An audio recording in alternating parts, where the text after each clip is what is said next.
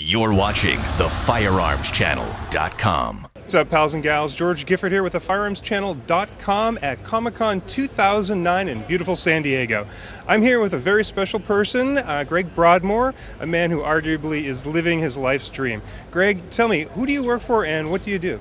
I work at WETA Workshop based in Wellington, New Zealand, and I'm a conceptual designer, and so I design for feature films like King Kong, District 9, Narnia, and any of the big feature films we work on. And I'm also a writer and creator and author of Dr. Grordbort's world of infallible Aether oscillators, ray guns. Tell us a little bit about the ray guns, about where your inspiration for it came from. So the ray guns are inspired by a lot of different things, but most specifically probably by science fiction of the 20s and 30s and the 40s even. So things like Buck Rogers and Flash Gordon and that era. But the whole thing is kind of from the basis of a British colonial worldview. It's as if the science fiction of the rocketry and the radio technology and that era of exploration was not from an American viewpoint. It was from a British colonial viewpoint. And so this based around this great white hunter, Lord Coxswain, who was this buffoon who was the main user of most of the ray guns. And they were premiered here at Comic-Con, were they not? Right. Yeah, we brought them here purely at it was really just an experiment. We they were originally paintings I designed for myself, and I showed them to Richard. He really loved them. We decided to make them into collectibles. But initially we just brought them to Comic-Con in 2005.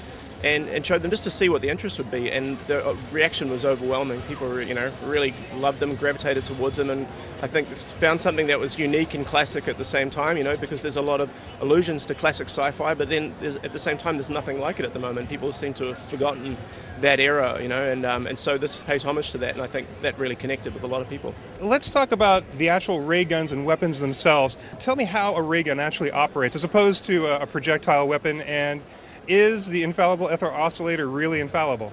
Well, there might be a little irony in the word infallible in there, perhaps. Maybe. I designed them to make them look like real weapons, but at the same time look like prototypes, like they're a complex thing that could just as probably likely to blow you up as blow up your target.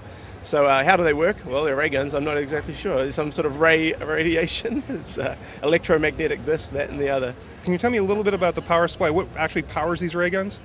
I don't know. I haven't actually broken one open to have a look inside. Probably a crystal, you'd imagine. Okay, so this is something that needs to go to a research lab, maybe? Yeah, we probably should break them down, yeah. There you go. Well, now, out of your collection, you've designed some amazing weapons. What is your favorite piece? My favorite piece? Ooh, that's really tricky. Obviously, the custom ones we've got, the hand-painted custom versions of the man melters are really appealing this year. And they've been just flying out. We've taken the man melter, the standard version, and custom painted them in various paint jobs, and all of those have just sold out straight away. I think we only have one left, which is the Bang Bang Bell, obviously designed to look like a classic American bomber.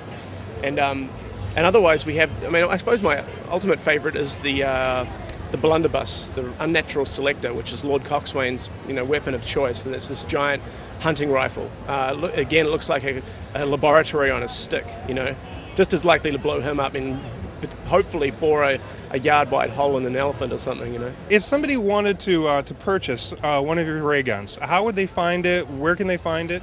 We're distributed in the States through Dark Horse, so hopefully you can get them from a lot of collectibles, any place that stocks collectibles. But the easiest way to get them, the quickest way to get them is through WETA NZ. That's www.weta.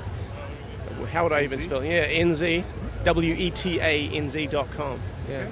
Now, also, I've been to your personal website, and there's some amazing illustrations on that website. Can you tell us where we can actually find your website? Well, the easiest place to find me is probably just Google my name. But my main website is thebattery.co.nz, or NZ, as you say. Thank you, Greg. Thanks for your time. Thank you so much. Yeah, thank you. This is George Gifford for the FirearmsChannel.com, again at ComicCon 2009. You're watching the Firearms Channel.com.